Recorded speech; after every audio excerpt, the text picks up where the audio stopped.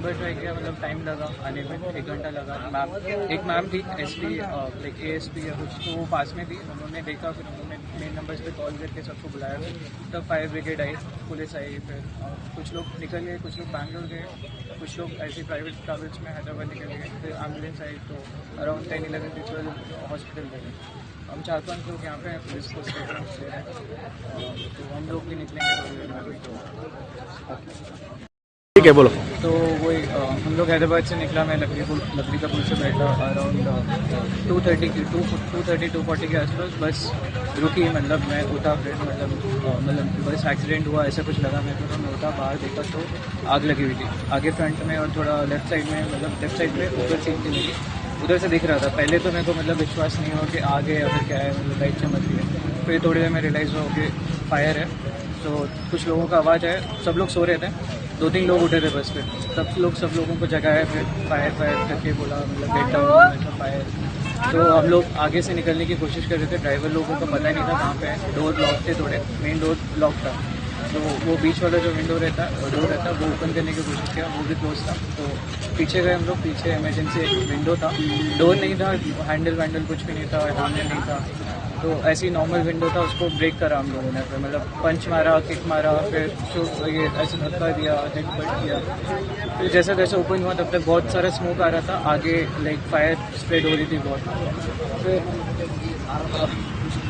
Window break हुआ, हम लोगों ने ऊपर से जंप किया, वो काफ़ी ऊपर है विंडो, और तो उस टाइम पे कुछ सोचते नहीं है, तो ऊपर ऐसे जंप कर दिया।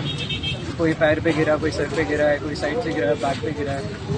तो कुछ लोग उधर भी बेहोश हो गए थे ऊपर से गिर के। तो उन लोगों को खींच के हम लोग साइड में लेके आए। स्मोक आ रहा था, फायर बढ़ रही है।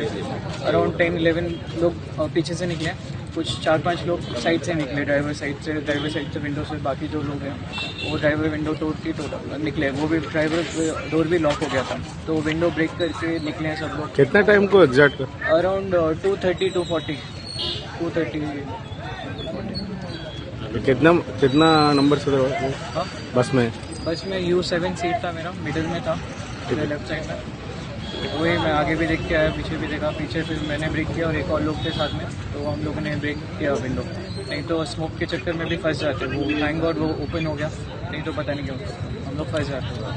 वो नेम जयंत कुशवाहा।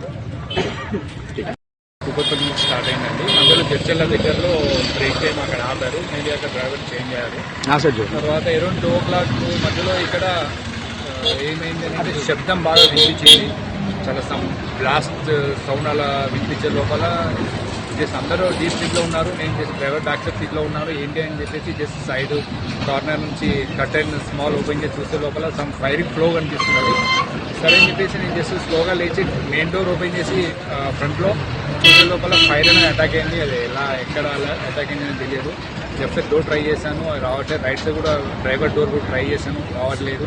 వాళ్ళు బయట ఇద్దరు డ్రైవర్లు ఏదో బాటిల్ తీసుకొచ్చి ఏదో ట్రై చేస్తున్నారు. సో అన్ని డోర్ లాక్ అయినాయి కాబట్టి బ్రేక్ చేసినా కూడా అది బ్రేక్ అవ్వలేదు.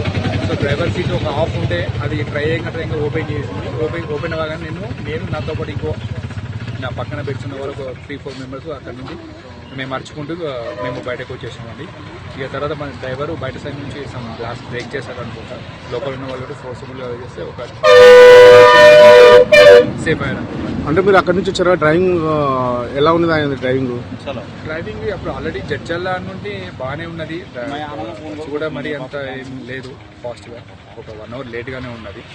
ర్యాష్గా నడపడం అంటాడు ఏం చేయలేదు, ఎందుకంటే సైడ్లోనే ఉంది వెహికల్. బెంగళూరు యాక్చువల్గా నేను బొమ్మసందాకి 9 o'clock రీచ్ అవ్వాలి యాజ్ పర్ డిమాండ్ టైం. అయితే అందరూ మంచి నిద్రలో ఉన్నారు అందరూ. ఫైర్ చాలా అటాక్ అయింది ఇప్పటికీ.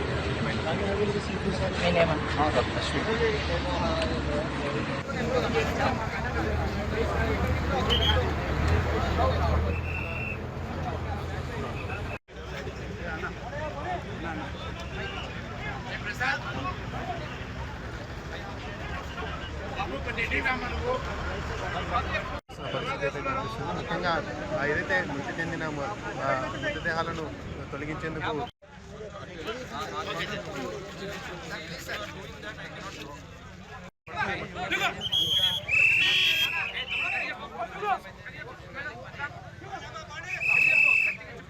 कर्नाटका ट्रांसपोर्ट मिनिस्टर डिपार्टमेंट और आंध्रा तीनों मिलके आने वाला दिन में ऐसा संगठन फिर न हो, ऐसा कानून बनाएंगे।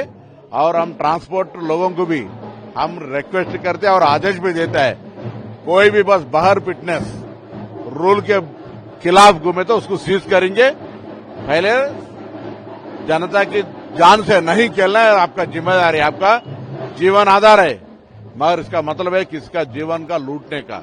तो जो भी प्रिकॉशन लेना है। ये बहुत बड़ी दुर्घटना की संगठन है, एक्सीडेंट है, कोई गाड़ी बस के नीचे घुस गए तो उसमें हो गए थे, उसमें कम से कम 20 लोग की मृत्यु हुआ। अभी जानकारी हो रहे 21 लोग पैसेंजर और 3 बस का स्टाफ बचे हुए हैं। उनका जो भी हॉस्पिटल ट्रीटमेंट जो भी है तेलंगाना सरकार की तरफ से भी मिनट परस्यू हो रहे हैं। मैं खुद आंध्रा मिनिस्टर और वहां की कलेक्टर और डीआईजी से बात की है।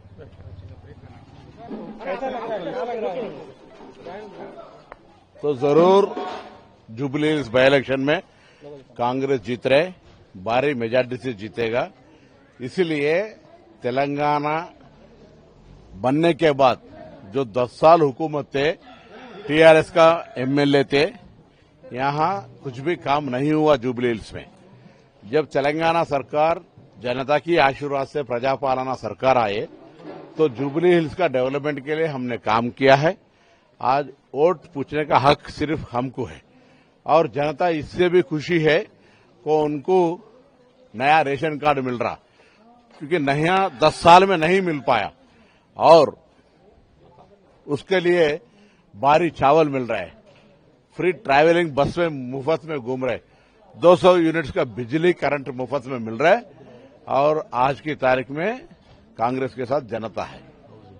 और इंदिरम्मा का घर भी अर्बन में थोड़ा दिक्कत जगह की है तो भी हमने 1+1 का परमिशन दिया है और जहां भी घर बनने का है वहां घर बनाने का, क्योंकि 10 साल में एक इंदिरम्मा डबल बेडरूम का वादा था, एक भी नहीं दिया। मैं चैलेंज करता हूं टीआरएस पार्टी से, यहां कोई 10 साल में किसी का डबल बेडरूम दिखाए तो उसका वोट हम नहीं पूछेंगे। हम इंदिरम्मा कर दे रहे, आज हर असेंबली में 3500 दे रहे, नया रेशन कार्ड जो नहीं दिए थे आप लोग हम दे रहे। इसलिए जनता तेलंगाना सरकार से खुश है। आपको ये बात बताने के लिए हमको खुशी है कि ऐसे ही एक कंटोनमेंट का बाई इलेक्शन आया था, वहां की जनता सोच समझकर कांग्रेस को जिता है। वहां तरक्की हो रहा है, कंटोनमेंट डेवलपमेंट हो रहा है। जुबली हिल्स का जनता भी यही सोच में है। सरकार मौजूदा तेलंगाना में कांग्रेस सरकार है, यहां कांग्रेस को जिताने से जुबली हिल्स का भी तरक्की हो और डेवलपमेंट हो, यही उम्मीद से जनता हमको आशीर्वाद दे रही है। In an extremely heart-wrenching incident, today a bus has been caught on fire in National Highway 44. The bus was travelling to Bangalore from Hyderabad, and many people have been burnt alive on this bus.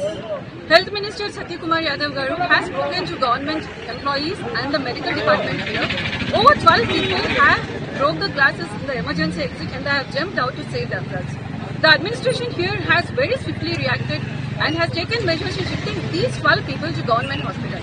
Out of these 12 people, 11 people are healthy and one person who has jumped from the upper berth is a bit critical, but he is also receiving adequate medical treatment and medical attention. And one more thing, many people, many bodies have been charred and burnt inside the bus. And Health Minister has ordered here to conduct postmortem and require DNA test here itself. As you can see here, there is a camp and there are forensic experts and doctors who are conducting the DNA test for the people who are charged here. And that all this process has been done in a very fast manner and the bodies will be identified and they will be soon given to the relatives. And one more thing, a very detailed investigation will be conducted into this incident and those people who are responsible for this incident and those who are responsible for the lapses and responsible for this incident will be brought to justice. And it is really shocking and entire people of Kurnool are very today heartbroken by seeing the bus being burned down and the people inside being burnt alive. Dr. Vinusha Reddy, spokesperson BJP Andhra Pradesh.